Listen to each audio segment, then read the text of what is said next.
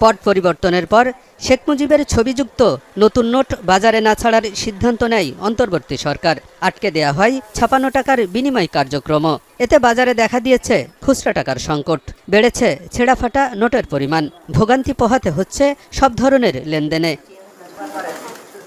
তবে শেষ হতে চলেছে সেই ভোগান্তি। দু একদিনের মধ্যেই বাজারে ছাড়া হচ্ছে নতুন নোট। প্রথমেই আসবে ২০ ও ৫০ টাকার নোট। এর সপ্তাহখানেক পর পাওয়া যাবে ১,০০০ টাকার নোটও। প্রথম ধাপে ছাড়া হচ্ছে ১,০০০ কোটি টাকা। এই মাসের মধ্যেই সব প্রকারের নোট না, দু এক প্রকারের নোট, যেহেতু ছাপা তো সব ধরনের নোট তো একসাথে ছাপানো সম্ভব না, কিন্তু সবগুলোর উদ্যোগ নেওয়া হয়ে গেছে। একটার পর একটা প্রিন্টে যেতে থাকবে।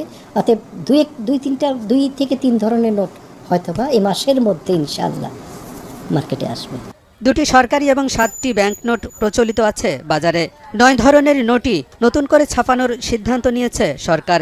ডিজাইনে বড় ধরনের পরিবর্তনের কারণে সময় কিছুটা বেশি লাগছে।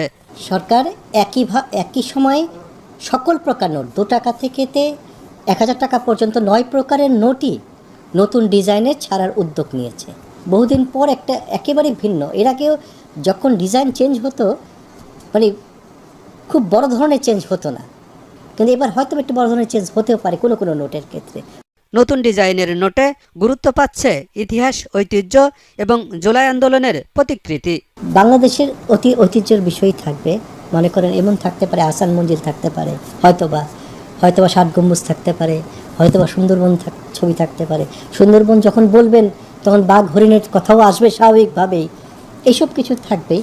আর ওই গ্রাফিতির কিছু বিষয় কোনো নোটে থাকতে পারে। নতুন নোটে নিরাপত্তা বৈশিষ্ট্য বাড়ানোর কথাও জানিয়েছে বাংলাদেশ ব্যাংক।